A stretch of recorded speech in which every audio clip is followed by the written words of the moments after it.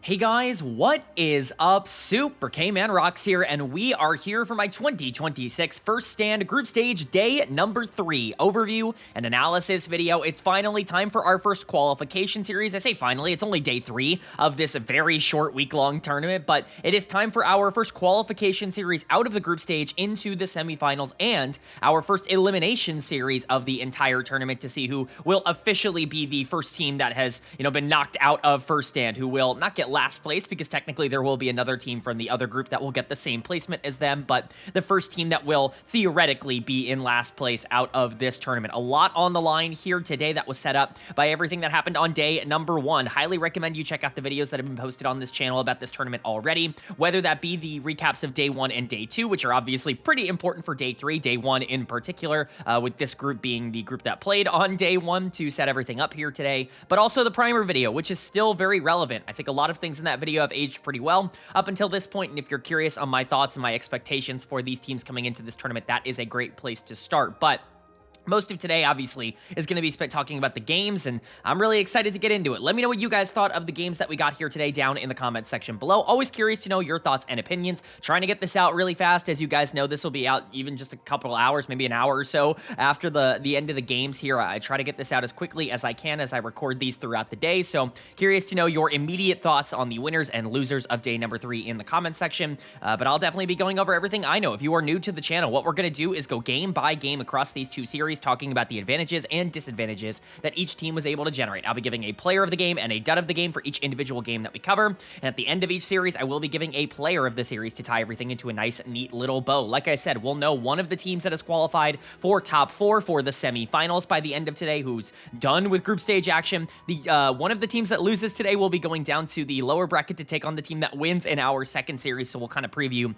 what that matchup could potentially look like to get that second team out of this group. But as you guys know, most of today is spent talking about the games that we got on day 3. So speaking of games we got on day 3, we're actually kicking off our day with our bigger series of the 2, which is not often how this ends up breaking down. We start in the upper bracket, which I'm really excited to talk about. Again, a reminder, I know I've said it like 4 times already, but the winner of this series does qualify for top 4. They are number 1 coming out of their group, which means that they would play whoever the number 2 seed is coming out of the other group. That is also a big advantage, considering the number 1 seed on the other group is likely going to be the best team at this tournament. Getting out here as the number 1 seed is arguably the most important thing you can do. And both of these teams, for different reasons, I think kind of expect themselves to do it. It's the number 1 seed from the LPL and Bilibili Gaming taking on the number 1 seed from the LEC in G2 Esports. Of course, this is a very historic matchup between these two organizations. It feels like every single year we see them play off at every international tournament they're both at. It's crazy how consistently these two teams are going up against each other. But once again, we get a matchup here in 2026, and I think both of these teams are in interesting form right now. Again, I think playstyle-wise, they are very different. I would argue that they are two of the more, polarizing and more, I guess, extreme playstyles at this tournament, and both of them go in the opposite direction, which I think is a really fun conversation to have. BLG, of course, being this super early game focused team that wants to snowball games out of control, but is not very good at team fighting and can often get themselves into positions where they're making mistakes in the later half of the game. They rely a ton on their mechanical skill and their ability to generate leads in isolated matchups in lane, and then use Shun to be this decisive engager throughout a lot of the mid game. When they're not able to get gigantic leads, they can struggle, as we saw against BNK FearX. Viper was very inconsistent in that series, but even their decision-making and their overall team fighting wasn't exactly perfect. They really are a team that wants to be able to generate these large gold leads, because if they don't have them, they kind of lose the big edge that got them to be the LPL champions. That's what they were better at than most other LPL teams domestically, is just being better in lane and being better at generating resources. G2, on the other hand, are one of the slower teams at this entire tournament in terms of the pace they like to play at. That's not to say they won't go for kills. That's just to say they won't try to rush the game over, right? They won't try to sit there and go, well, we want to draft these comps where we need to win by 15 minutes. We want to make sure that we, keep our pedal to the metal. We're going to flip games at, second dragon fight. They're not really that kind of team. They're going to take non-committal engages, try to get picks every so often, and then try to team fight in the later part of the game. That's been their identity. So I think that there is an avenue for both of these teams to find comfort in this series. It's all really just about the pace of the game and who that would benefit more as we continue to go along. Draft by draft, it's going to be a bit more inconsistent. So I think draft might be even more important in this series than it would be for a normal series because of the two extreme playstyles. When you're looking at the players to watch for both sides, One of the big ones that I have to point out, I'm very worried about top lane for G2, and I think top lane's in a great spot for BLG. Bin has been on fire as of late. He is playing the best league he's played in, quite frankly, like a year and a half over the past month or so, ever since the playoffs started in the LPL.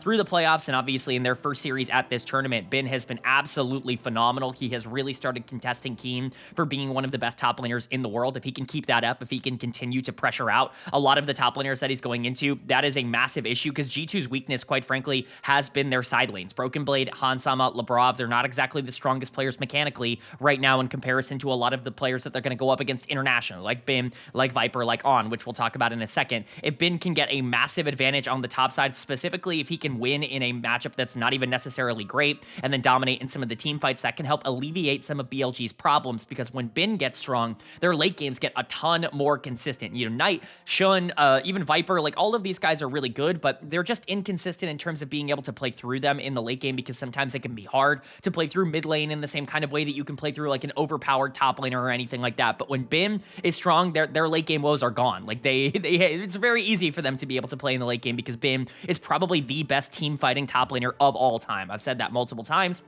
That's where he kind of makes his difference.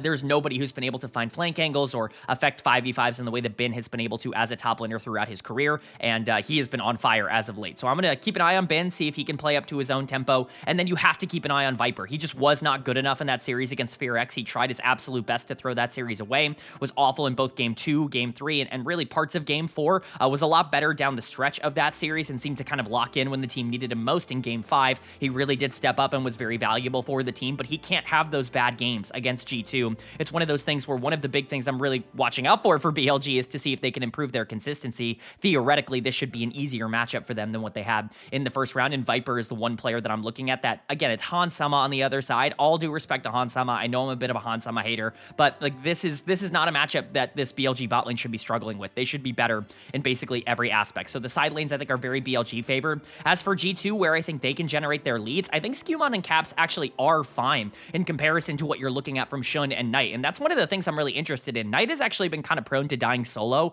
in the mid lane throughout a lot of this year. And while Caps is a little bit slower in the way he likes to play the laning phase, you know, I call him Baby Faker for a reason, because really do think he plays almost identical to Faker, at least like modern Faker, you know, not so much like 2016 Faker, a very different player, but 2026 Faker and 2026 Caps, I don't think are really different players by all that much in terms of what they like to do. They can take advantage of enemy laners' mistakes, but what I need to see is Caps actually being able to utilize Skewmon's pressure to generate leads. Shun can be a very aggressive jungler, and he can be somebody that can overextend at times. He's really decisive with his engages, but Skewmon has been very good at dissuading a lot of aggressive plays and being able to control tempo and pacing throughout a lot of the year. If he can do that against Shun, that actually takes him, you know, pretty heavily out of his own comfort zone, and it puts Skewmon in a position where he can kind of control which fights are taken and when. I think that's a very important piece for G2. And of course, you just have to have your laner step up. Broken Blade has to be good enough to survive against Bin. Hansama and Labrov have to be good enough to survive in the 2v2 against Viper and On. And Hans probably is going to have to carry in a lot of these late games, because as much as I love Caps, you're probably going to have to draft some matchups that are going to be more macro oriented to try and match Knight, who loves to do that on the other side. It means Hans is going to have more responsibility to actually be a damage carry in this series. So G2 definitely have their backs up against the wall. I think they're pretty massive underdogs in this particular matchup. Stylistically, I think it looks okay if you can slow the pace of the game down, but I worry just a bit about the talent difference between these two teams. My prediction for this series is BLG 3-1. BLG can lose any game. I really do believe that. That's just not really all that shocking. But at the end of the day, I think they should be significantly better than G2. I would say 3-0 in terms of the talent difference between these two teams, but I can never give BLG a 3-0 prediction. It's just not who they are in their bones and in their blood. So 3-1 is the prediction, but the only way to find out if that ages well is to go game by game, and that means starting with game number 1. So let's get into it. The winner of game number 1 was Bilibili Gaming. They are going to take game number 1. They're going to go up in this series 1-0, and they're going to do so in very, very dominant fashion. I will say this is just a super clean, very, very good game from BLG. This is exactly what you want to see. They aren't able to get these gigantic leads in the early game. In fact, it's their bot lane that actually ends up on the back foot throughout parts of the early game here, and yet they are in a position where as long as they can play for topside, as long as you can get that Xin Zhao and Galio moving around the map, things can open up quite a bit. It really just takes one fight to enable the rest of this team, and then everything ends up breaking wide open. For G2, this is my biggest concern for them in this series. It's not so much that they don't understand what they're supposed to be doing, but that this idea of, oh, we'll just play the early game a little bit slower, maybe go down 1.5k gold or whatever in these isolated matchups, allowing BLG to get some advantages and then try and fight around the 15-minute mark. It's a very risky style against BLG, because if you can't win around the 15-minute mark because you're already down in gold, then your game is basically over and you don't really have a lot of tools to be able to get back. It felt like G2 were just bleeding resources throughout a majority of this game, kind of slowly dying out on the Rift, and eventually they just didn't have the combat power to be able to go up against BLG, even if I do like their draft quite a bit. I think overall I prefer G2's draft if all things were equal in this particular game, and that segues nicely into talking about the draft here. I think G2's draft is better in isolation. I think Poppy is massive in this game. Not only does it stop Mbessa, but it's really hard to play Xin Zhao or, Shen or any of these champions into something like Poppy. I think it does a great job of shutting down a lot of the engage tools. I haven't been as much of a fan of some of the drafts around Poppy throughout this tournament up until this point that a lot of people have disagreed with, at least on Twitter. For me, again, small plug, follow me on Twitter. I am tweeting about this tournament as we watch these games, but I think this is probably the best Poppy draft in terms of what this champion is capable of doing, and Poppy's always going to be broken, but not only should it dominate the laning phase and really be able to kind of nullify Mbessa being able to get fed, spoiler alert, it didn't, but not only should it be able to do that, but again, it's also going to be very useful. In the 5v5s, you have a good scaling element because you have a lot of engage coming in from Vi, Nautilus, and even an Annie flank if you really need that to happen, and then Senna is just going to make this comp incredibly difficult to deal with. You do have damage in the later part of the game. Senna is obviously eventually going to do a lot of damage here, but I think it's underrated how much Vi can actually do in the late game as well if you can start to snowball some of these fights out of control. The problem is that you're going into a BLG team that, once again, is just able to generate too many advantages isolated on their own, and that's what we saw. Bin was too good on the top side. He is obviously player of the game, by the way. This is no conversation. I tweeted this out during the game, and I said this in my preamble. If you guys don't know, obviously, I'm sure people who have watched the other videos of this tournament know this, but I record each of these right after the games end, and so I don't have like info on game 2 or game 3 as of right now for this series, but when I recorded the little preamble, the little preview towards this series at the beginning here, I talked about, oh, Bin's kind of been on Keen pace. Well, I tweeted that out again in the middle of the game because, oh my goodness, like over the past month, Bin has very much been, contesting Keen, I think, for best top laner in the world. The only thing that gives Keen that advantage is he's been doing it since January, which I don't think Bin has necessarily been doing, but in terms of recency, and recent form, like very much what we have seen over the course of the last, playoffs to now, like Bin has been right up there with Keen for best top laner in the world. Both of them have been top 5 players, and Bin right now might be the best player on his team. He is decimating every team that he's going into, and he's doing it with aggression and style. He's flashing in or ulting into 3 members by himself with like a quarter health and just winning these skirmishes. It's really awesome to see the trigger pull ability of Bin and kind of the Gigabin ideology come back, because one of the things I was really frustrated with Bin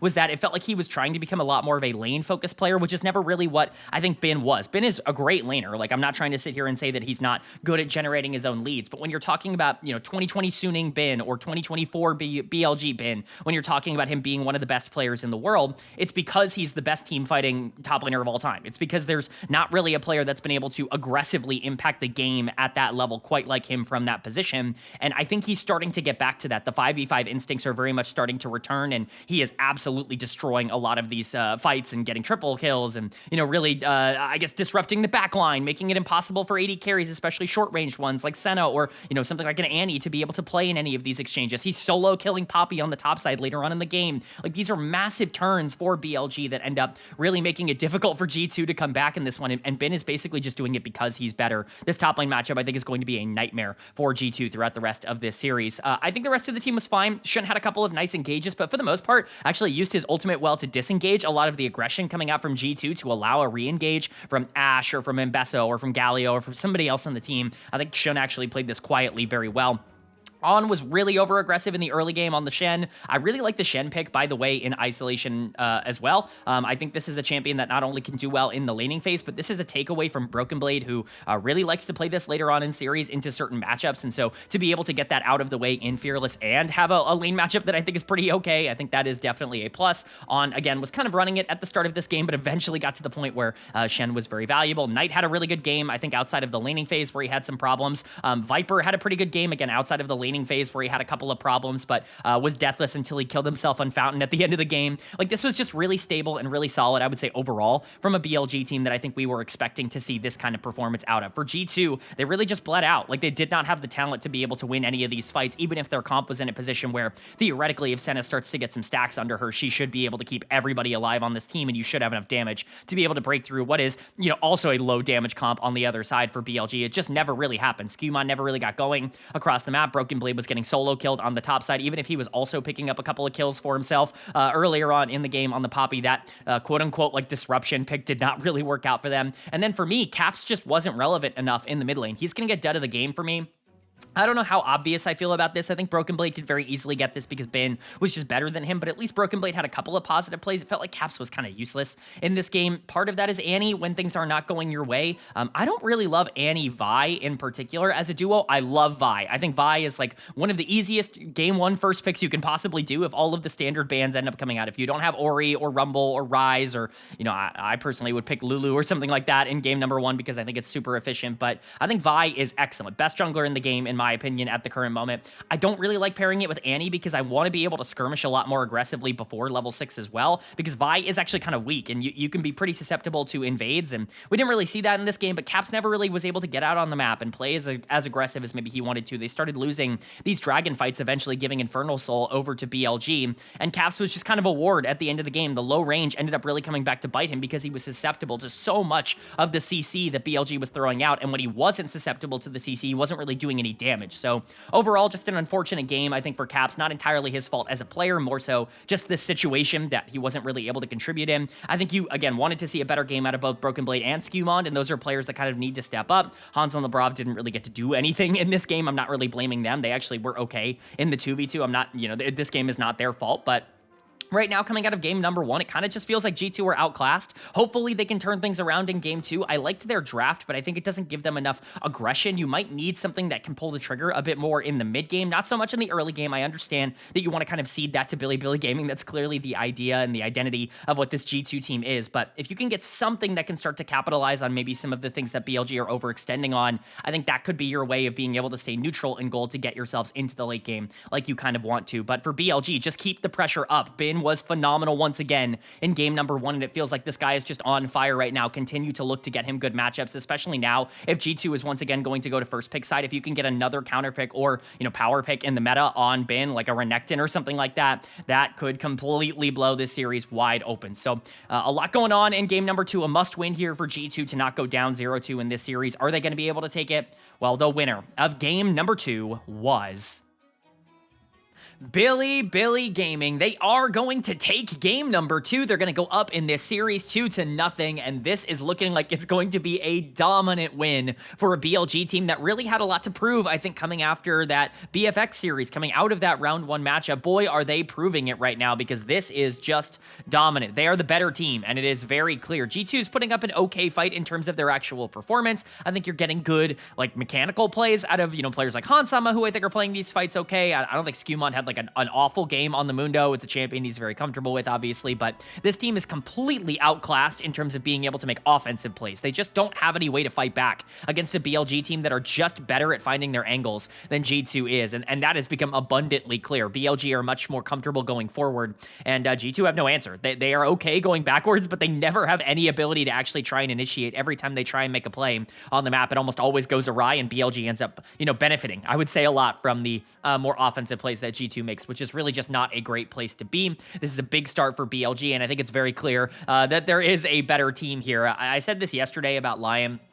I don't know how this is going to age. I'll bring this up more in like a game 3 or a potential game 4 or 5, depending on what happens throughout the rest of this series. But like the West just feels so far behind in terms of like when you watch the domestic play of the LEC and the LCS, like it's bad. Like none of those teams are good. And I think that unfortunately is kind of getting proven right now on the international stage. So we'll talk about it. We'll start with draft as we always do in terms of just, you know, how things are going here. This is a huge win for BLG to me. I really do not like this draft for G2 for a couple of, I think, very obvious reasons. reasons. First off, I think, you know me, I've talked about this a lot. I think Aurora is really hard to play into Pantheon. I'm so tired of teams picking Aurora so early on into Fearless. I think this is probably one of the most overrated champions in the game right now. She's just very specific in the way that she needs to play. I'm not saying that she's not strong. She does a ton of damage, but honestly, I don't want to pick Aurora with Mundo. I don't want to pick Aurora with Scion on the top side. I want to pick Aurora with something that can dive into the backline with her. I don't really like this idea of Aurora essentially just being this like plug and play mid laner that you just do damage on, because she doesn't really function well in teamfight comps that want to try and play front to back. You have Scion, Mundo, and then a Nico for engages. You don't really have a lot of ways to utilize Aurora to her fullest extent, in my opinion, in this particular matchup. It's the reason that, you know, things like Aurora Nocturne worked so well domestically for a lot of LPL teams. It's because Aurora really wants that partner to be able to go to the backline with. She doesn't really necessarily want to be the only damage dealer, because her laning phase is good and she can do a lot of damage, and her side laning is fine. Like, she's good in that regard, but she doesn't necessarily fit into every single team identity. And, you know, we'll talk about it a bit here. You know, Europe has been spamming Mundo.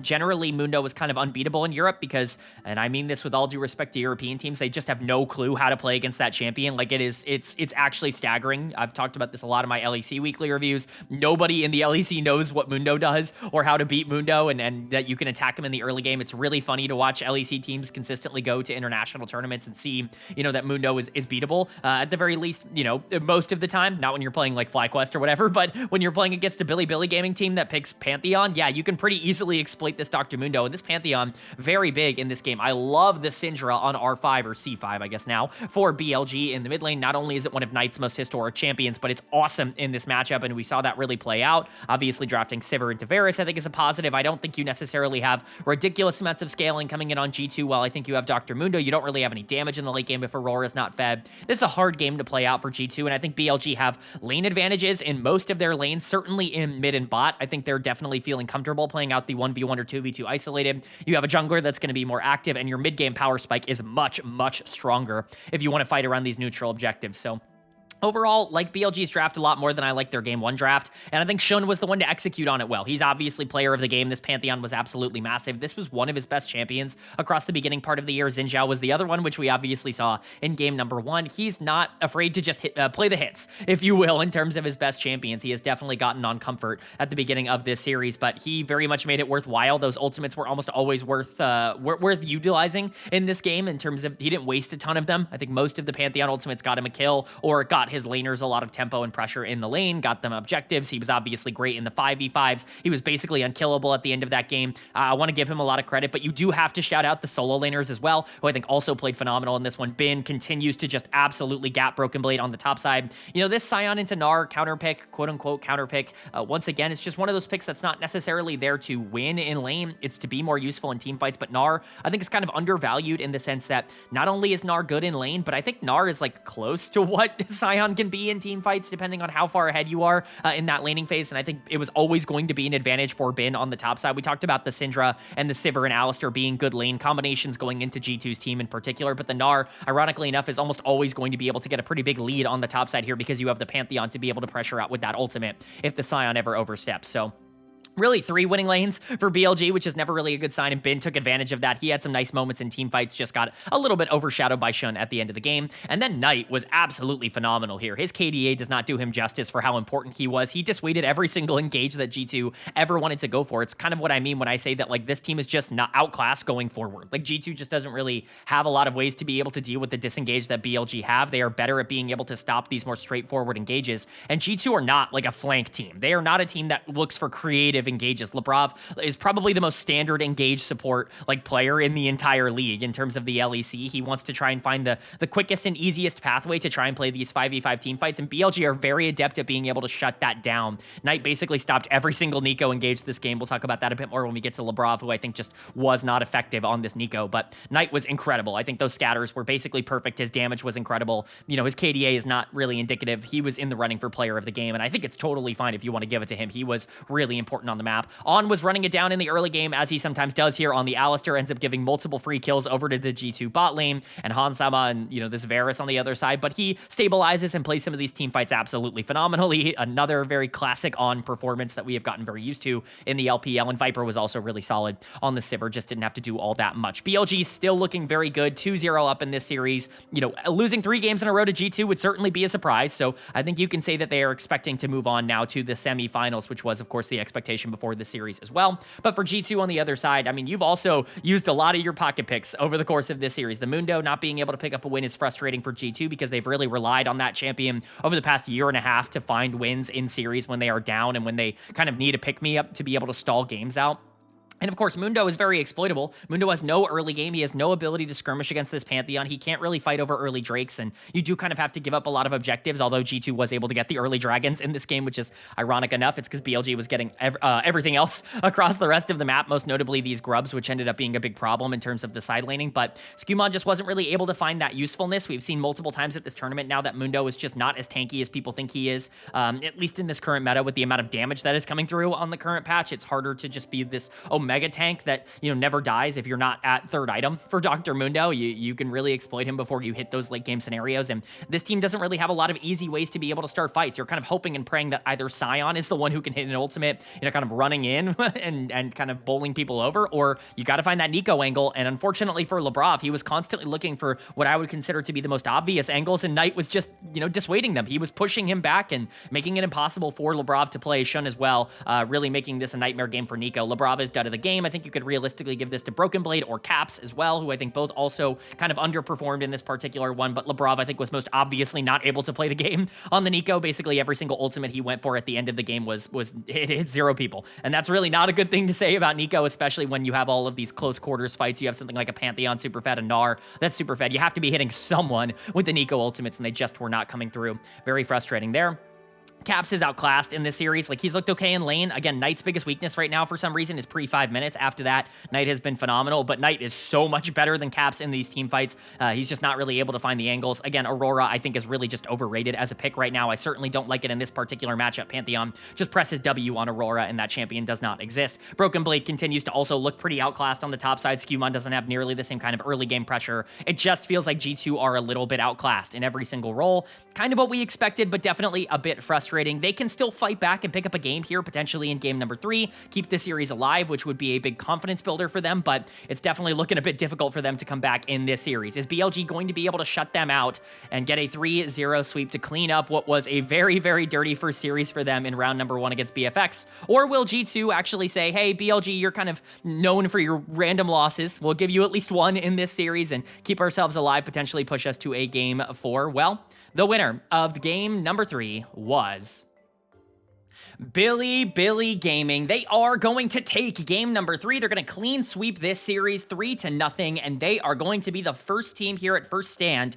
to punch their ticket to the semi-finals, to the top 4 to get out of this group as the number 1 seed. No real surprise in terms of the outcome, but certainly a surprise in terms of how we got there. This was the wildest game of the series by far, and not necessarily in a good or a bad way for either of these teams. More so just a very fun one to watch. This looked over at 5 minutes. It was a 3,000 gold advantage for BLG, 6 kills in the first 5 minutes of the game. This game looked completely washed. It's not like G2 scales better. They're in a position where they kind of needed to win some of their isolated lanes early. I think Ari's in a good spot to be able to do well in the 1v1, and Caitlyn Milio is drafted specifically to try and take advantage of this Yunara Lulu on the other side in the 2v2, but things go completely wrong at basically level 1, level 2, and you end up having your Milio die from overextending to try and set up for a gank for Skumon. Caitlyn ends up dying thereafter, and then more deaths end up coming in on the bottom side, 2v2 for Viper and On, who are just absolutely dominating it at that point. Knight gets a solo kill in the mid lane, and it feels like the game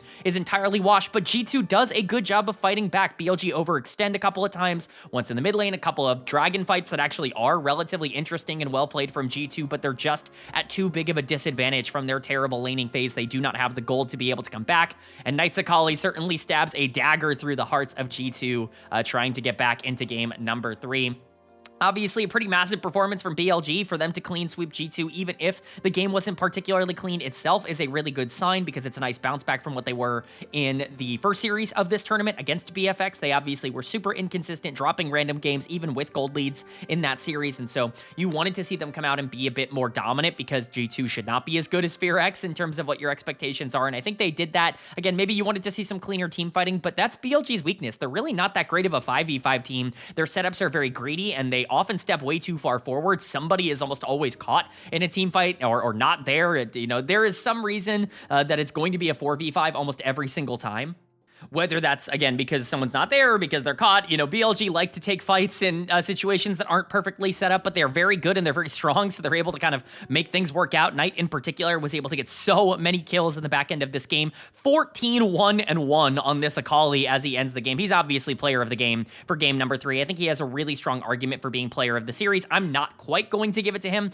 He definitely is in consideration for me, and if you gave it to him, I'm certainly not going to be upset, but he was just so dominant in this third and final game. You could talk about him potentially kill stealing, but at the end of the day, Akali is kind of there to execute champions that have been, whittled down. Knight's not really a 1v9 kind of champion here. He's not going to be playing front to back Azir that can just do all of the damage in the team fight. He's not playing something like a Yunara or a Corki that should be topping damage charts no matter what. He is there to pick up the kills, and that's exactly what he did. The only negative I can give him is that he overextended in one particular scenario to give over his Magi stacks, but he got them all back immediately in the next fight by picking up a triple kill and being the only player in the entire game to survive the exchange. So credit to Knight. I thought he played incredibly well here. He's going to step up in some big moments. His mid lane opposition here in Caps actually also played really well in this game. Easily the best player on G2 in this third and final one, which he kind of needed to be considering the comp that they drafted around him, and also the fact that, quite frankly, Caps hadn't been particularly good up until this point in this series. I think, unfortunately, Knight was just a little bit better here today, and that kind of explains, I think, the general vibe around Caps, which is he's such a good player, but unfortunately, when you're talking about Gen.G and BLG, they've got the two best players in the world in that role. It's really hard to be able to compete with that. I do also want to give a big shout out to On. Lulu continues to be incredibly broken, as we saw not only in the 2v2, but in the team fights as well. I mean, On picks up first blood, flashing forward to kill Labrov. Absolutely unreal on the bottom side. That turns that into a nightmare scenario. But even more so than that, this Lulu in the team fights is kind of what ends up winning it for them. That extra health provided, obviously, by the ultimate is huge, but the polymorph also coming in clutch in multiple big scenarios on both the Cassante and the Trundle throughout multiple parts of these team fights. Again, On's not going to get the credit he deserves because Knight was popping off in a lot of those team fights, but he was also very good, and Lulu continues to be, in my opinion, the second best champion in the game, only behind Orianna. I'm shocked that people aren't picking this earlier on into series. I get that you're a little bit worried about the 2v2 and then things like Ezreal Karma or, some of these more poke-oriented lanes, even like a Corki Nami, right, you can be a bit scared of, but honestly, I think Lulu is strong enough that it doesn't even really matter as long as you get to the team fight stage. Viper was awesome in the early laning phase, was way too greedy in the later part of the game, as he always is. I hate giving Viper anything with a dash because for some reason it just triggers something in his brain where he's like, I can frontline now that I have a dash because I can get myself to safety, and then he gets CC chained and dies first in every single fight. I don't think he played bad towards the end here. I just think he was too far forward. Not nearly as bad and not nearly as far forward as he has been in some other series that we've talked about on the channel, but still probably one of those games that you would have hoped that he would have taken his 2,000 gold lead on the bottom side as Yunara into Caitlyn and done a little bit more with it.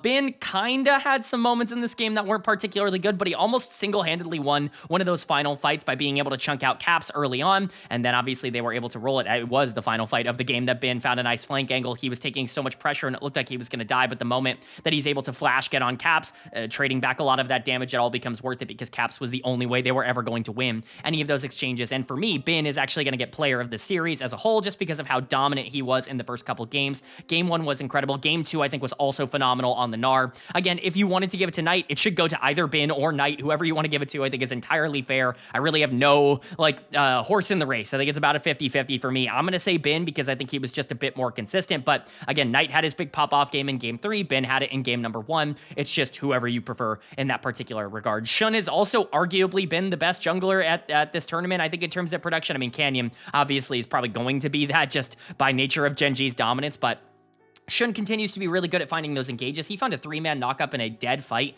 very early on into this game, and I was like, oh, okay, never mind. Shun's going to be fine. The dive onto Skumond after he had stolen some of his camps also completely destroyed this Trundle's game. Not that that was entirely just Shun. It was the bot lane also just obliterating them, but like Shun was a part of that, and he definitely deserves some credit for the call. So for BLG, a 3-0, a decisive 3-0 is much, much more encouraging than anything they showed in round number 1, and they've gotten themselves into the semifinals. As for G2, bit of a disappointing series. You know, obviously you're going to walk away feeling pretty bad, but I mean, the expectation was that this team wasn't going to be particularly competitive against BLG, at least for me. I know that there were some people that thought that this could go to like 5 games. I think something would have had to have gone really wrong. I predicted 4, I believe at the beginning of the day. I predicted 3-1 BLG, but that was really, like I said, only because I thought BLG was naturally going to drop a game because it's just kind of what they do. They randomly are bad for one game. That didn't really happen. They had a couple of moments in this one where it felt like they were trying to throw away their 10k gold lead, but you can only play so bad when you have a 10k gold lead, right? You can only do so many things wrong. Hansama is the obvious choice for dead of the game. I mean, I guess Labrov could theoretically get it on the Milio as well, but the Milio was more useful in the team fights. Hansama, I mean, this was a 4v5 all the way through for G2. Hans was not a player, not a champion in this game. Easily his worst game of the tournament up until this point, and one of the worst games that he's had in a while. I'm not entirely sure if it's entirely his fault, but you're playing Caitlyn Milio into Yunara Lulu, and you get like double killed twice in 2v2 in the laning phase. Like, your game is over. This is like genuinely one of the worst bot lane 2v2 performances we have seen in quite a long time. If you're going to throw down the gauntlet as Hansama and pick not only a champion that you are particularly comfortable with, but a champion that kind of is emblematic of a playstyle that you have started to move away from because you don't feel comfortable going to it with the pieces you have on this roster, and you get stomped on it, that's a really bad sign. Hans picked a really bad game to not be good. Labrov was also terrible, though. If you want to give dead of the game to Labrov, I'm not trying to put it all on Hans. Both of the members of the bot lane deserve all of the negativity in the world. Labrov was the one who stepped too far forward and got first blooded to try to set up for Skumond anyways in the first place. It's both of their faults that this ended up going this way. So whoever you want to give the negative to, it's kind of up to you. Everything negative I said about Hans can be said about Labrov. They basically share responsibility for how poorly this game ended up going. I just think Milio naturally was more important when those team fights were getting a bit closer towards the end of the game. Skumond also really far behind. Really, I guess, interesting early pathing to be able to go and flash over and try and steal some camps, but getting dove under bot lane tier 2 and then just kind of getting completely out jungled by Wukong from that point made it basically impossible for Trundle to be able to pilot this comp for the rest of the game.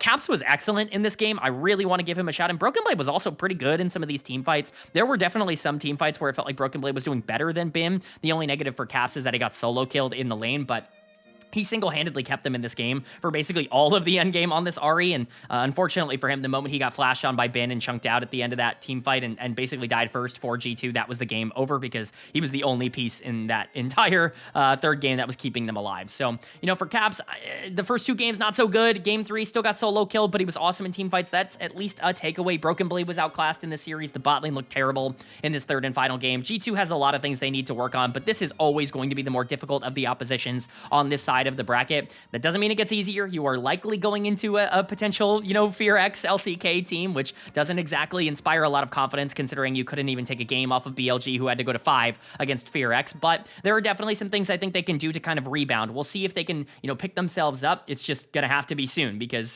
depending on who wins that next series that we're going to talk about in this video, it might not even get easier from here. But for Bilibili, they move on, like we said, to the semifinals. They will take on whoever comes out of the lower bracket part of the other group. So they're going to feel pretty good having some time off and likely facing an easier side of the competition. They avoid Gen G at the very least for now, unless they make the finals, which of course would still be fine. Finals would be a good result for this BLG team, but getting this #1 spot was expected. Them being able to live up to expectations is nice. Bin looks phenomenal. Knight is obviously in Omega form, as I've talked about all year long up until this point in this tournament. It felt like On also started to get back to some of that normal stuff. Shun was playing well. Viper wasn't nearly as bad as he was in round 1. A lot more positives, obviously, in this clean sweep to take away for BLG. And hopefully they can carry a lot of that into the rest of this tournament where they really are trying to prove that the LPL can compete pretty heavily with the LCK.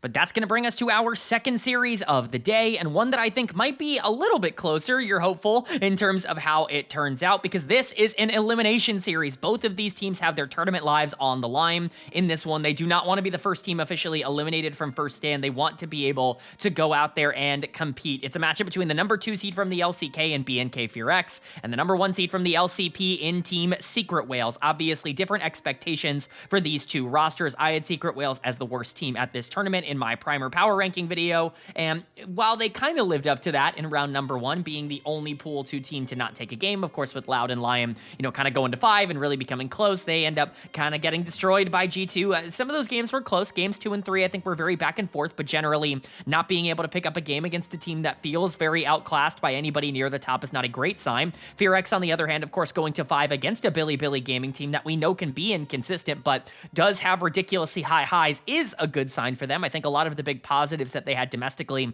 did show up in that first series. They didn't have quite the firepower to be able to outplay BLG in the games that they ended up losing. Most of the time, they ended up just not having a good early game lead to be able to play through. It's definitely going to be something I'm watching out for, but, there's definitely a favorite going into this series. As much as I'd like to talk about this potentially being closer, I think this might even have a higher chance of being a 3-0 than what we saw earlier today, and, I can quickly talk about why. Again, for FearX as a team, what they really like to do is enable bot lane. They are super greedy and aggressive with the way that they function on the map. It's ironic because I think this team actually stylistically plays almost identical to the sandbox version of this team from 2022, the last time they were, a genuine threat in the LCK when they had Croco and then Prince and Kael on the bottom side of the map. Like, that version of this team, I think, is very similar to this version of BFX in that they have a very aggressive and greedy jungler that wants to try to play fast and loose in the early game. In this case, Raptor. He wants to try and skirmish as much as possible on things like Xin Zhao and Vi and, the big meta junglers that everybody is picking right now, and then use that tempo to enable bot lane because Diablo is the main character of this team. They've gotten better performances from their solo laners across the, split number 1 in the LCK Cup than they did, in the previous year, and I think that's what been probably the biggest difference between last year's team and this year's team, but at its core, they basically are still the exact same team they were last year. It's just that Diablo has another year of experience under his belt. A lot of people are hyping up how he played against Bilibili Gaming. He had some awesome pop-off moments. I will say there were some really bad moments in that series as well. His positioning errors very much still came out. He was stepping too far forward, and he lost a couple of pretty critical team fights for that team in that series, even if he also had a ton of great pop-off plays, as I talked about when I did that series recap. Kellen was also just not quite good enough in that series. He felt pretty outclassed going up against On, who was much more active and aggressive on the map, whereas Kellen was just more devoted to playing the 2v2 and not even really dominating it in the same kind of way that they were domestically. Those are things that are going to have to change. Raptor was the best player on this team through the first series, but he is also pretty flippy, and when you look at this matchup against Secret Whales, Histo is the strongest player on Secret Whales. This jungle matchup is obviously going to determine basically everything, but all eyes are going to be on the bot lane for me. Two incredibly mechanically talented AD carries. Can Diablo get the leads that he's become so accustomed to in the 2v2 down on the bottom side to transition into him playing like a maniac in the late game, or is he going to run into some problems being able to generate that tempo because the team might be playing for another lane? That is obviously going to be the big question.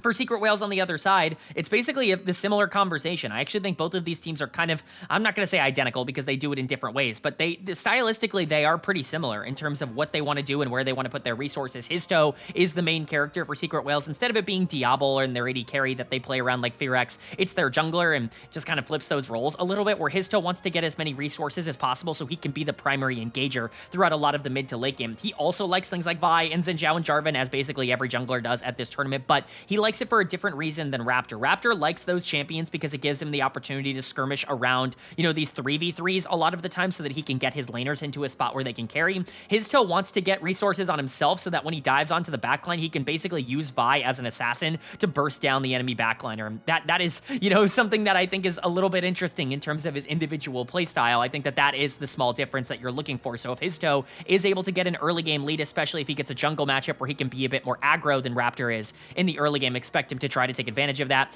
Eddie is the other big piece on this team in terms of mechanics. He wasn't very good in their first series against G2. He's going to have to be better going into Diablo and Kellen, a much more dangerous bot lane than Hansama and Labrav were in that previous series. If he can't really do it against G2, it's going to be even harder to do it against BFX. Dire and Pun, I think, are fine enough as solo laners, kind of similar to BFX in that regard. I'm not really super focused on the solo lanes in this particular matchup. If one of them is, especially bad, that could be a bit of a problem, but for the most part, jungle and bot lane are going to determine if Team Secret Whales can even have any sort of fight in this series. If they can survive those matchups for a game or two, then maybe they can take something. For now, the prediction is obviously going to be 3-0. It's the second team from the LCK facing what I consider to be the weakest team at this tournament. It's going to be really hard for me to imagine a world where they're able to pick up a game, but anything can happen, especially after that, first series, we saw G2 almost, try and fight their way back from a 7k gold deficit at like 10 minutes into the game. Anything can happen in League of Legends, and the only way to know how it ends up breaking down is, of course, to go game by game, and that means starting with game number 1. So let's get into it. The winner of game number 1 was BNK FearX. They are going to take game number 1. They're going to go up in this series 1-0. And while this wasn't exactly the cleanest game of all time and wasn't exactly the cleanest draft, in my opinion, for a game 1 of all time, they still are able to walk out of this first game with a really nice victory and kind of showcasing that it doesn't really matter what ends up happening. They're probably going to be a better team in this one. I don't hate the draft for BFX. I just think it's incredibly specific what they have to do in this game in order to win. And I tweeted this out at the time. They basically forced themselves into a spot where they had to make some very aggressive early game decisions, because this might be the worst neutral team like of all time in the late game. Like, there's no way that this team can ever play from neutral at any point throughout, the last 20 minutes of this game, if only just because you have no real easy frontline or damage or anything, right? Like, Ezreal has to be fed in order to do enough damage to be able to win these team fights. Xin Zhao and Renekton have to be strong enough to be able to be that kind of engaged frontline hybrid that they're looking for. Vikla is obviously going to be part of that as well, but he needs to be in a spot where his combo actually does damage. Kellen can obviously enable everybody. It doesn't really matter that the Karma is either ahead or behind, but BFX requires you to snowball this game. It's impossible for them to play without gold as they continue to go along, and Secret Whales have a lot of opportunities to be able to win some skirmishes in the mid game if they end up playing this well. And quite frankly, through the first 10-ish minutes of this game, I thought Secret Whales were going to win it because they felt like they were doing better at being able to play the side lanes and being able to pressure out specific parts of the map. They win this big 4v3 up in top river that ends up being really consequential, and obviously BFX gets a lot of gold from that on the bottom side onto Diablo, and that is necessary. Those are the kinds of risky, aggressive calls that you kind of need to make, but it still is nice for Team Secret Whales to feel like they're in this game for a while. They just can't win a fight. It doesn't really matter that their comp is better at being able to skirmish in a lot of these instances if you can't utilize your champions better, if you're getting, chunked out, and if Pun, who has all the gold here on the Gwen, is going to be diving into the backline and basically dying first in every single fight, then it doesn't really matter that you have all that gold on those champions. It doesn't really matter that your comp is better set up to be able to play these front to backs, or at the very least be able to pressure out what is a weaker frontline for BFX, because they're just executing in a better way, and that gold that did go to Diablo obviously ended up mattering. Now, Diablo for me, not player of the game. That's going to go to Raptor in the jungle. I think Raptor was by far the most influential player on the map in terms of the plays that he was able to make.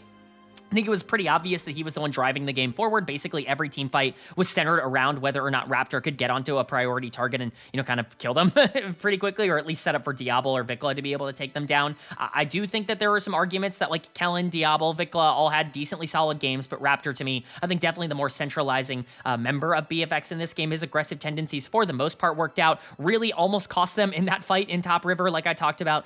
Really could have been a bad thing if they made the call to keep Diablo on the bottom side, lost a fight, and then never were able to recover in terms of a lot of those skirmishes. But because they were better than TSW in terms of their execution, it never really came back to bite them all that much. Again, Diablo gets a pentakill at the end of this game. Pretty superfluous pentakill. I mean, it's, in the fountain. It's just one of those things. I'm happy for him. I'm happy he was able to pick up a pentakill here at this tournament, but okay. I'm not going to give him player of the game just because he got that. He had 2 kills before that on Ezreal, was mostly on side lane duty, was doing a good amount of damage in team fights, but certainly was not the focal point of where they wanted to play. Vikla was ironically enough probably more effective in terms of the way he was playing those fights, because the stuns were actually super important towards stopping a lot of the mobility that TSW had in a lot of these fights. Gwen, Ahri, Rakan, they have so many tools. Vi, they have so many different tools to be able to try and play for the mid-game skirmishes, and I think Vikla did a great job of dissuading some of those. Kellen, and much more focused on getting Diablo fed, but still was useful in the late game. Clear, not a great game from him. He had a couple of really crucial stuns, but wasn't really doing a ton of damage. I think the KDA is probably a bit worse than maybe he actually played. I think he probably is better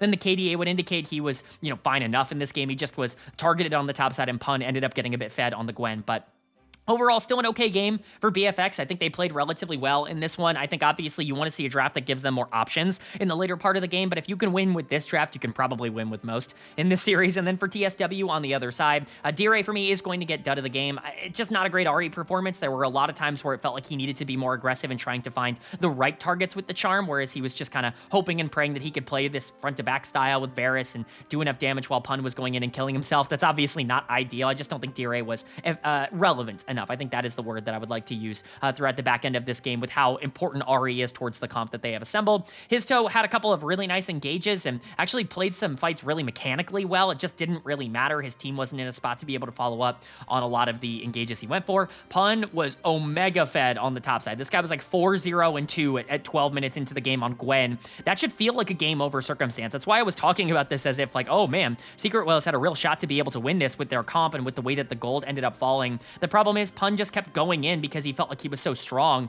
and just dying first. He's not Gwen is immune is a funny little meme, but he's not invulnerable. He's not completely like invincible in terms of being able to survive these exchanges. If he can get CC'd and taken down, a lot of that gold ends up going to waste in a lot of those fights. Eddie and BA never really found themselves being able to push themselves forward in the same kind of way either.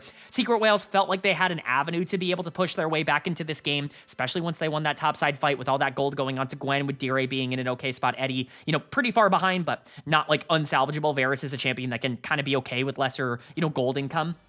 It just didn't happen. You got beat. You lost in the team fights. You were worse in the 5v5s and worse in the 4v4s. The skirmishes, the execution metrics, they were just worse for Secret Whales in this one, and I think that's unfortunate. I don't know if you're going to get a better draft than this one in this series, so you're going to kind of be hopeful, but maybe you just have to take the fight to BFX a little bit harder. They were still down in gold for a lot of this early game, even though they were winning in some key areas. So big win for BFX. I think it already kind of showcases that they're the better team. We'll see if they can keep their foot on the pedal and be able to take game 2 as well, or if Secret Whales might shock some people and win a game 2 after being decently competitive in game number 1. But we're going to find out right now, because the winner of game number 2 was FearX. They are going to take game number 2. They're going to go up in this series 2-0. And unfortunately, we might be on pace for a 6-game day, as BFX look incredibly dominant at the start of this series. They look like they are just better at executing. Once again, this game actually had a very similar arc to game number 1. I think it's almost an identical little story that we can have, where Pun has all of this gold on the top side because he's doing well in the 1v1.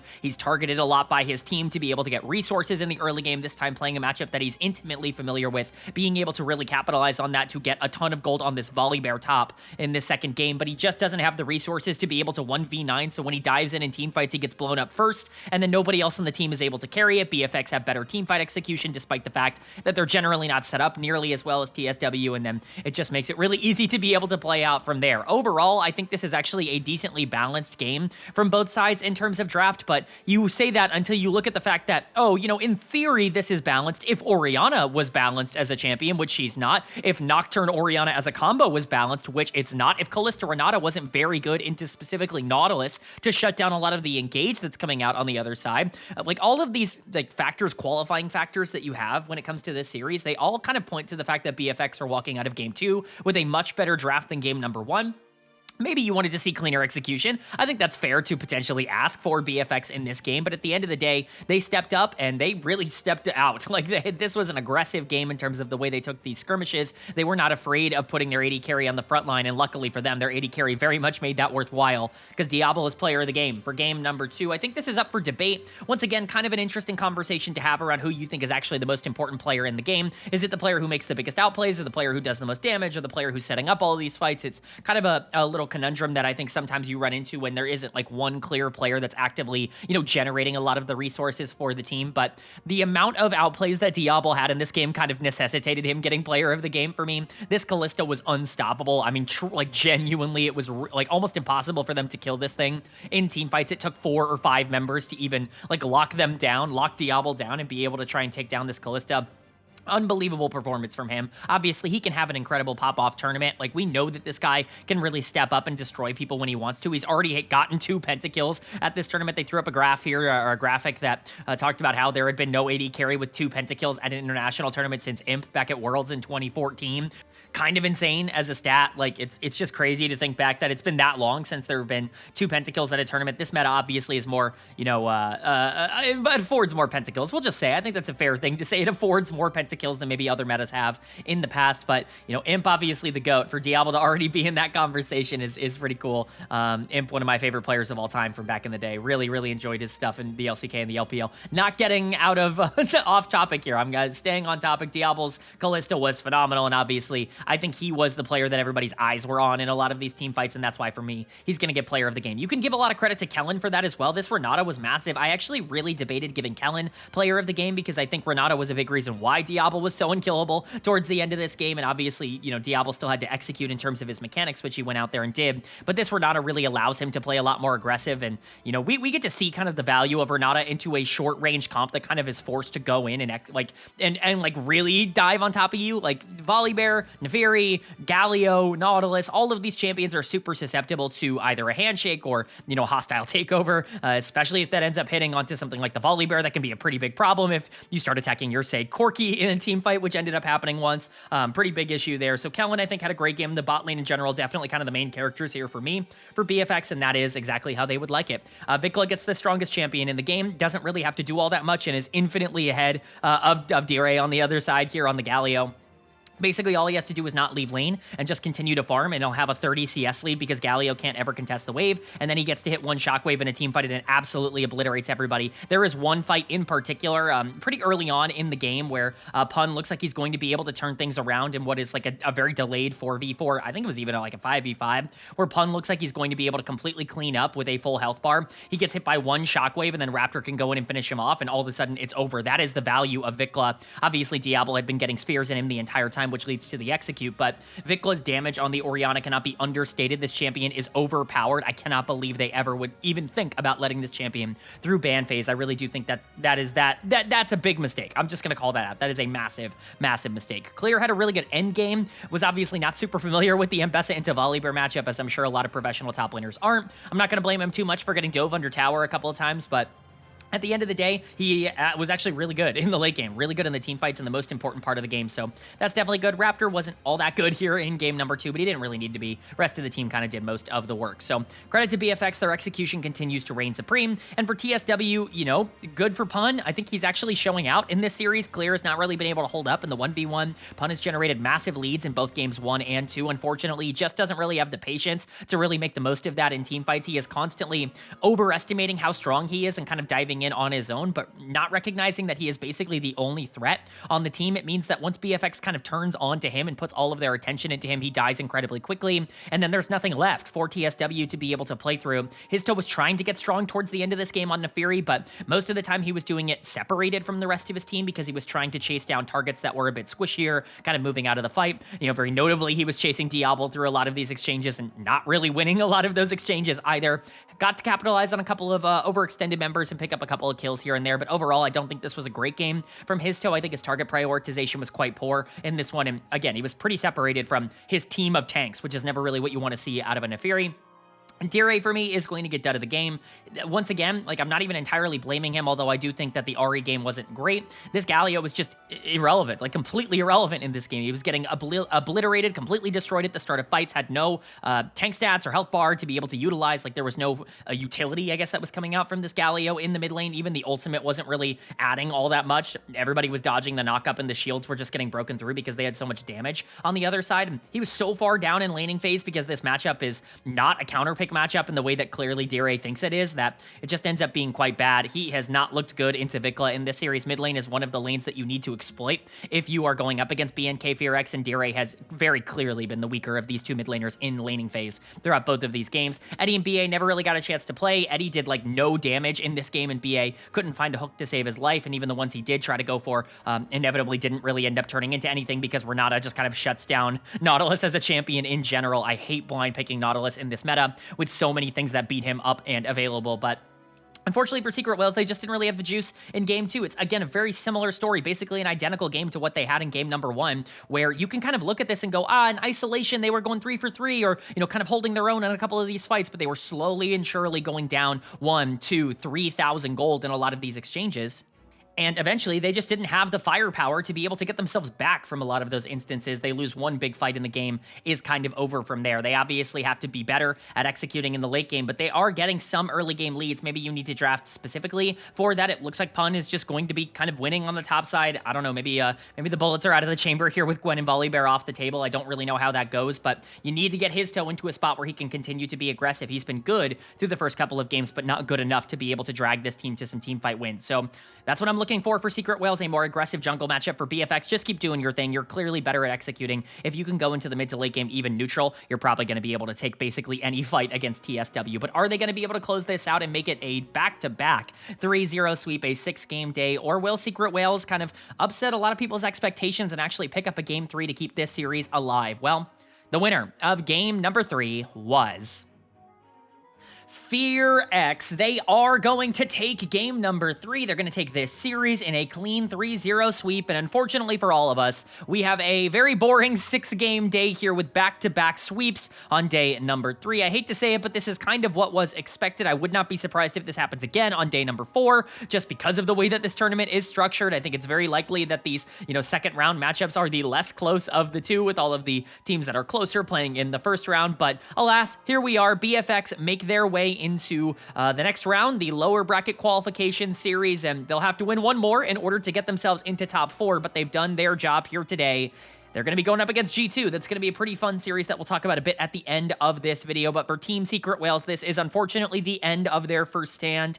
It feels really bad, I think, and they talked about this a bit on the cast. It feels really bad to, I think, win your league and feel like the LCP is doing a really good job and, trying to rebuild itself and put itself into a great position for this to be kind of the next era of Vietnamese League of Legends. There's obviously a lot of hype and, overall history surrounding that culture, and for it to kind of be the way that it was at this tournament, for them to, take all of this time to go and win their league, to have the Oysters underperform after, making the quarterfinals of Worlds last year and being a pretty clear top 8 team in the world in terms of how they ended up performing, and then to come to a tournament like this where you fly the entire way across the world, like they have the farthest flight of anybody in the entire tournament to get to Brazil, and you don't win a single game. That really sucks. To go 0-6 at this tournament can't really feel particularly good. I hope that this team is able to mentally rebound, because I'm sure this is a pretty demoralizing outcome, but we'll talk about them a bit more as we talk about game number 3 here. Once again, very similar story for Secret Whales in this game number 3. It's not quite the same exact story as the first 2 games, although it is kind of similar. All 3 games were close until they weren't, right? I think this game was actually in Secret Whales' favor for quite a while. They were winning this game for the most part, and they had a lot of tools to be able to just kind of scale this out of control and make it basically impossible for FearX to come back. They just didn't quite have the teamfight execution. There were multiple moments where key members of their team ended up getting caught out. They couldn't take advantage of the fact that the one member on the enemy team that had no gold in clear really was still incredibly relevant, because he's playing one of the strongest champions in the game right now in the Rumble in game number 3. And then you have your main players just mispositioning. I mean, that's really what it comes down to. There were a couple of members that I think had really good games, some really good series as a whole for Secret Whales, but they didn't have the execution. Both of these team comps scale. Both of them have a lot of opportunities to be able to play team fights. That's kind of what both of them want to do. They have, I guess, snowball pieces, if you will. I think both are built around this ideology that I'm very partial towards, which is mid-jungle being really aggressive and wanting to fight and skirmish a lot so they can snowball the game out of control, and then transitioning, bridging that gap into a hyper carry ADC with some sort of top laner that can, team fight relatively efficiently. Doesn't have to be super dominant in lane, can be super dominant in lane, but doesn't have to be super dominant in lane. And I think both of these comps kind of have that, at least with the best of their ability so late into Fearless. But unfortunately, it's just BFX who execute better for Secret Whales. There's just not really a lot of ways that they can play this out, even though they're up in gold. Vikla, for me, is going to get player of the game. Is it the year of Vikla? Is it the day of Vikla? Is it the game of Vikla? Whatever you want to call it. This was obviously a big Aurora performance. I'm still pretty low on the champion as a whole. But if you're going to be able to take over some of these late game team fights in the way that Vikla was with his damage, then yeah, be my guest, man. Play super aggressive. I'm going to have no major issue with that. I think a lot of players on BFX ended up playing pretty well across this game. This was much more of a team effort than I think the other games in this series were, at least from my perspective. But Vikla, for me, probably the most relevant in terms of the damage he was able to output. I believe he led the game in damage. Diablo might have been relatively close because Yunara just kind of naturally does that. But Vikla was absolutely obliterating people by the end of this one, and I think was the most important piece in their comeback, being able to make this work. I think Clear in teamfights was probably the most relevant champion towards the end of this game, ironically enough, on the Rumble. You could actually argue that in the 5v5s, he was, the #1 player and maybe in conversation for player of the game. He started 0-4 though, so it's really hard for me to imagine a world where, I can even consider him for that, just because his laning phase was so bad and he was in such a bad spot heading into the back end of the game. But guys, coaches, analysts, anybody out there that is willing to listen, anybody who works with a team, this is why you don't give over Rumble, because it does not matter if you win win lane as Ornn into Rumble, which should be impossible. It does not matter that you go completely neutral in that matchup because the Rumble is still just going to be more useful than you in the team fights. It doesn't matter if that guy has 0 gold. His base numbers are so good. His abilities in general are so strong that he melts through backline in any position where he can find a flank angle, especially if you're actively walking over the equalizer in some of these fights because you're disrespecting his damage. It's obviously not a perfect game from Clear, but he was huge at the end of this game. He genuinely was the biggest piece for this team. He still died multiple times in side lanes at the end for basically no reason. That, I guess, random dive under tower, it's not even really a dive. Him just getting caught by his toe in the Cataclysm. It's a very funny moment, but it's emblematic. It's the fact that he was making a ton of mental mistakes, but he got bailed out so hard by the fact that he's playing the best top laner in the game, and there's really no clear answer to that, right? Like, you don't want to give the better team Rumble, because even if they screw up, you're still in a position where you can't capitalize. So I guess that's like a mini rant kind of over for me. I'm frustrated because Clear really should have no business being in this game, and yet he was arguably the most important player in the team fights. Raptor continued to be really good. He's actually going to get my player of the series as a whole. I think he was the most consistent piece for BNK FearX. This is obviously kind of the meta of junglers, and if you have a good one, it's going to work out. His toe was not bad on the other side. Super consistent. Pun was definitely the best player for Secret Whales, which we will continue to talk about, but Raptor, I think, did a good job of really establishing tempo and not really making a ton of mistakes. One of my big fears, as I talked about in my rankings with Raptor at this tournament, was that he was going to make quite a few mistakes, and that there were a lot of teams at this tournament that got here by capitalizing on mistakes, but really those mistakes have not come through yet for Raptor. He's been pretty stable. Diablo and Kellen, they're the ones kind of making some mistakes every once in a while. Diablo, flashing forward and killing himself in one of those later fights is obviously really funny, but what a play from Kellen at the end of this. I know the commentators shouted it out, and I'm really glad they did, because I was really happy and excited to talk about this on the channel. Like, this is why Kellen is one of the best supports in the world to me, why he's a top 5 support in the world. This guy flashes in front of his AD carry to eat the thresh hook and immediately die, and then Diablo gets to take over the team fight. Like, that is Kellen in a nutshell. I don't know how many supports are actually making that play. Like, genuinely, I genuinely do not know how many supports out there are flashing to die so that their AD carry can live, at least so obviously in a team fight. It's not like flashing in to like drag them in a different direction and, trying to buy time or anything like that. Literally just using your flash to eat a CC ability. Very awesome stuff from Kellen. Love to see that out of a support player. And obviously, he is the master of Enchanter babysitting, like getting his AD carry super fed. He's always been really good in that role. When Doctum was playing his best, that was because Kellen was supporting him in the support role. So credit to Kellen. Thought he was great. Diablo, obviously super flashy. Not exactly a clean game from him on the Yunara. Mostly just farmed it up and then kind of killed himself in a couple of those fights. But when he did get to auto attack, he did a lot of damage. So nice from him. But overall, this was a very team-focused series for FearX. I don't think one player ended up standing out or carrying them in the same kind of way. Player of the series was genuinely kind of difficult because I don't think anybody like really stood out for player of the series. Everybody kind of had a couple of good moments here and there. And, generally it was just kind of the team effort outside of that. But did want to say that, at least FearX is able to showcase that they can close games out. They might have not been perfect in the early and in the mid game, but their late games were really solid, and we know them for being a pretty good team fighting team. So glad to see that that has carried through into this series. For Secret Whales, unfortunately, this is the same story as Game 3 yesterday, where you were so close. You had so many opportunities. You even had a lead once again in this game like you did against G2, but you just couldn't close it out. The execution in team fights just wasn't good enough, and this is why I was so concerned about this team and why I put them last heading into this tournament. I did not see a lot of consistency coming out of them on their tape domestically. And unfortunately, that translated in the worst way possible to the international events. It didn't really matter what kind of gold lead they were able to generate. It didn't even really matter that they were playing some of their mid games really well in terms of their ability to find fights and execute on them, because they couldn't win when it mattered the most. And to me, that really came down to Eddie just being really bad in this game. He's going to get dead of the game on the Aphelios. This guy not only was out of position in a lot of fights, but he was actively killing himself. He looked super nervous on the stage here today. When Clear starts to take over in some of these fights, you can't be walking into the equalizer. You can't be walking in to Flame Spitter coming out from this Rumble. You are going to die. You don't have the damage to break through that. I just saw the damage graph before I ended up recording this segment. He did less than 10,000 damage. He did 9.4 thousand damage in this game. That was like third lowest in the game. Like, he was out damaged by almost everybody else in this game as Aphelios in a do or die game 3 for your tournament life. That's not good enough. I'm sorry. Like, I understand it's not entirely up to you if you're Eddie, but he got caught out multiple times on a mid wave where he stepped too far forward and got punished by Raptor. And then when he was able to team fight, he was walking into damage. He was constantly out of position. BA can only do so much on the Thresh to try and save your life. Eddie just had a really bad game, and it's a really bad time for him to have such a poor performance, in my opinion. Dire obviously struggled a ton throughout this series. Vikla was definitely better than him in the mid lane 1v1. He basically had no impact throughout this one. He was getting a lot of kills and did a lot of damage on the LeBlanc. This was probably his best game of the series, but only so much you can do. The Aurora was more useful than the LeBlanc in the later part of the game. I think essentially Aurora is just better LeBlanc, and I think a lot of those comps that you would draft LeBlanc in, you would just rather have Aurora. Pantheon, one of the better, I guess, pairings for that.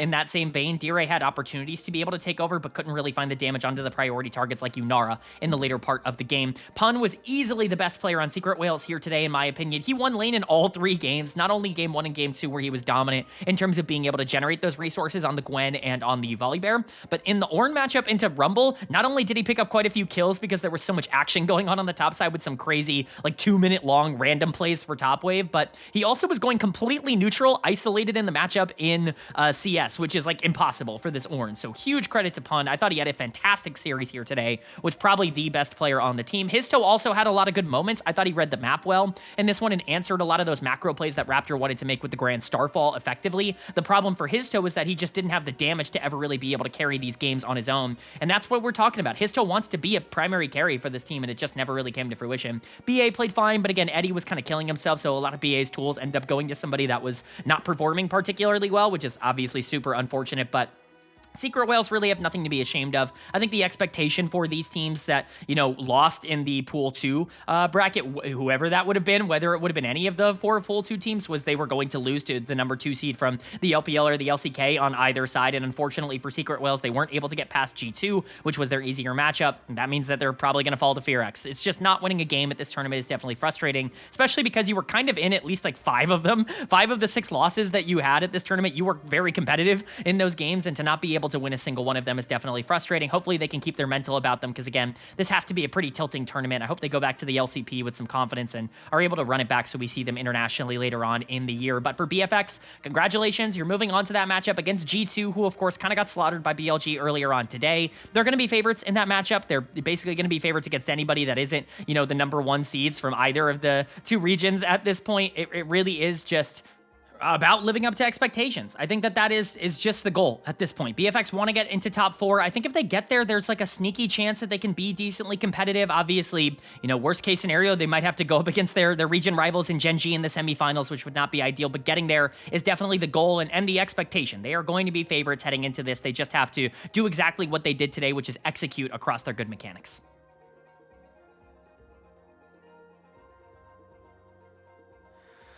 All right, but that is going to do it for my First Stand 2026 Group Stage Day number 3 overview and analysis video. G2 and BNK FearX are facing off in the qualification match. Again, congratulations here to Bilibili Gaming for picking up a pretty massive victory in the qualification match of their own to get into that number 1 spot from their group. They'll obviously be facing the number 2 seed from the other group, so they'll have a bit of an easier matchup. Avoiding Gen G in the semifinals is certainly a good pull, or what we assume to be Gen G, as long as they're able to take down Lion. And that transitions us nicely into talking about the series that we have upcoming. Tomorrow, of course, is the same exact day that we had today, just for the other group. So Gen G taking on Lion and JDG taking on Loud. The expectations I already outlined in yesterday's video when I talked about that group. Gen G and JDG are massive favorites, maybe even more so than BLG and BFX were today, even though they already were pretty big favorites. So I imagine there's not going to be a ton of problems here. I imagine Gen G is going to be able to clean sweep their way over a very disorganized Lion team, I think it's fair to say. And then JDG should just be better than Loud in terms of the raw players that they have. But I do want to preview G2 versus BFX at least a little bit, because I think this is a pretty interesting matchup in terms of what you can maybe expect out of these 2 teams. I think this is, you know, maybe the West's best chance of being able to get out of this group stage. We'll see what happens, because I think JDG are also decently beatable, but BFX are a team that are known to give over some early game leads. We even saw in this series against Secret Whales, a team much weaker than G2, that they weren't exactly super consistent in the mid game at making sure they're not making mistakes in side lanes. I think their solo laners can be exploited, and Caps into Vikla might actually just be a G2 favored matchup unless Vikla starts playing like he did domestically. The problem is that I'm really not sure they're favored anywhere else. I mean, Raptor versus Skumond is a very fun conversation to have, and that will certainly be a big one for my personal rankings, where I put Skumond 1 spot higher than Raptor. I don't quite know if I would favor Skumond because of the stylistic difference there, because he wants to play a little bit slower, and I think that plays into the advantage of FearX. But if Skumond can get an advantage over Raptor, that could be absolutely massive. Where I think the biggest issue is that it's Diablo going into Hansama. I mean, that is a terrifying matchup if you are a G2 fan. You don't really want to be staring down the barrel of a bot lane that is the one of the best in the entire world when it is clearly the weakness of your team, as we saw in Game 3 against BLG here today, where they got absolutely obliterated in an aggressive 2v2. So I expect FearX to not have a ton of trouble. Maybe they drop a game 3-0 or 3-1, I think has to be considered the expectation for FearX in that series. I think them going to 5 against G2 would be considered a disappointment, but G2 probably a significantly more difficult opponent than Secret Whales. They just have to play better than they did today against Bilibili Gaming. Do you agree or do you disagree that BFX are such massive favorites in that series, or do you have some cope that G2 are going to be able to pick that up and move on to the top 4? Let me know down in the comment section below. Always curious to know your thoughts and opinions down there. But that's going to do it for today's video. I do hope you guys enjoyed. If you did, leave a like. It really does mean a lot to me. Lets me know you guys are enjoying the content, and it does help get this video out to a lot more people, which I'm always very appreciative of. If you're new here, hit the subscribe button. Of course, we're covering every single day of First Stand, and as you can see, this video is going up as quickly as I can get it out after the games are over. So definitely, if you are interested in First Stand daily coverage, this is the place for it. We're going to be covering 4 of the major regions once we come out of this tournament as well: LCS, LEC, LCK, and LPL every single week, as we've done for 5 straight years on this channel. So if you want a comprehensive overview of everything going on in LoL Esports, this is the place for it. Hit subscribe and hit that bell so you can be notified when those videos do go live. But with all that being said, I hope you all are having a great day. I hope you continue to have a great day, and I will see you all